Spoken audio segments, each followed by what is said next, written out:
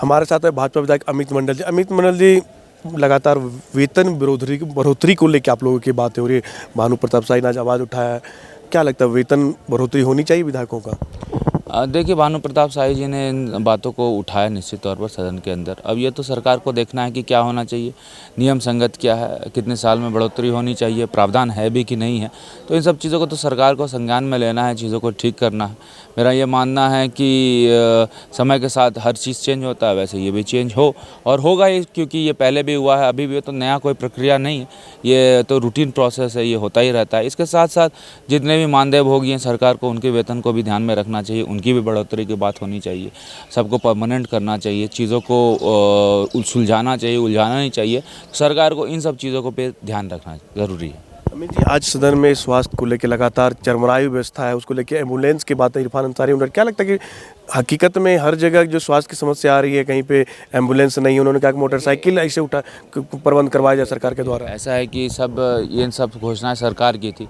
Budget में मैंने अपने बजट भाषण में कहा भी है कि आपने कह दिया बाइक एम्बुलेंस देंगे, आपने कह दिया एयर एम्बुलेंस देंगे, आपने कह दिया कि तुरंत जो पुराने बिल्डिंग उसको ठीक कर देंगे, वहाँ पर कर्मियाँ नियुक्त कर देंगे, लेकिन कुछ हुआ तो नहीं। और जब नहीं होगा तो दिक्कतें होंगी। आपने 108 देखा, कितना अच्छा केंद्र सरकार का ये प्रोग्राम था। कहीं पे भी इमरजेंसी में 108 कॉल हो जाता था, लेकिन आज ड्राइवर को पैसा नहीं मिल रहा है, आज उसका रखरखाव नहीं हो पा रहा है 108 एम्बुलेंस का, तो वो चल नहीं पा रहा है। आपने रेवेन्यू एक्सपेंडिचर को ठीक से बढ़ाया नहीं, आपने उसकी तरफ ध्यान नहीं दिया, आपने जो है बजट हेल्थ का नहीं इसकी तरफ फोकस किया। तो आप संसाधन ले तो लेंगे, लेकिन उसको चलाएंगे कैसे, सरकार को देखना चाहिए। तो सरकार को संसाधनों को चलाने की तरफ भी ध्यान देना चाहिए, उसके लिए भी स्पेसिफिक बजट अलॉट करना चाहिए। ये मैंने बजट भाषण में भी कहा है, या मैं आपके माध्यम से सरकार को पुनः संज्ञान में डाल रहा हूँ। अमित जी, लगता है कि हर जिले में, अंचल में लगातार भ्रष्टाचार चरम सीमा पे पहुंच रही है। अगर रांची हो, हर जगह, हर जिले की हम बात करें तो इसको सरकार के संज्ञान में है। देखिए, सरकार के संज्ञान में तो हम लोग विधानसभा से डाल ही रहे हैं चीज़ों को। आज क्वेश्चन भी हुआ, डाल्टनगंज के विधायक ने क्वेश्चन किया, आलोक जी ने, मैंने भी इससे पहले किया है। भूमि पट्टा देने की बात सरकार को कही है, भूमि पट्टा नहीं मिल रहा है। कहीं ना कहीं ये कारण है कि लोगों को पैसे नहीं मिल पाते, पदाधिकारियों को, इसलिए वो काम नहीं करते। सरकार का भी संकल्प है, लेकिन फिर भी काम नहीं होता।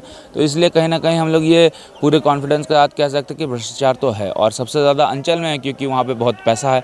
तो वो पैसे का बंदर बांट वहाँ पे किस प्रकार सरकार को रोके, तो इसको तो सदन के अंदर डिस्कशन करना चाहिए। अगर कोई माननीय सदस्य चीज़ों को लाते हैं तो उसमें गंभीरतापूर्वक सरकार को एक्ट करना चाहिए। लेकिन मुझे लगता है कि सरकार एक्ट करने की मूड में नहीं है, क्योंकि सरकार के पास भी जो बैठे पदाधिकारी हैं, ऊपर में बैठे जो अफसर हैं, उनको भी ट्रांसफ़र पोस्टिंग कराना, उसके लिए भी पैसे की ज़रूरत है। तो कहीं ना कहीं वही जो है भ्रष्टाचार की शुरुआत हो जाती है। इस सोच को हम लोगों को रोकना पड़ेगा और एक स्वच्छ वातावरण में चीज़ों को करना पड़ेगा, जिसमें सरकार फेल दिखती है। अमित जी, अंतिम सवाल है कि नियोजन नीति को लेकर सत्ता पक्ष लगातार बीजेपी पर आरोप लगा रही है कि आप लोग युवाओं को नहीं देखना चाह रहे, रोजगार का रास्ता रोक रहे हैं। 60-40 बोली वो टेम्प्रोरी है, वो हम लोग भी चाहते हैं 1932 का ही स्थानीय नियोजन नीति लागू, लेकिन बीजेपी सहयोग नहीं करे, युवाओं को भड़काने की कोशिश कर रही है।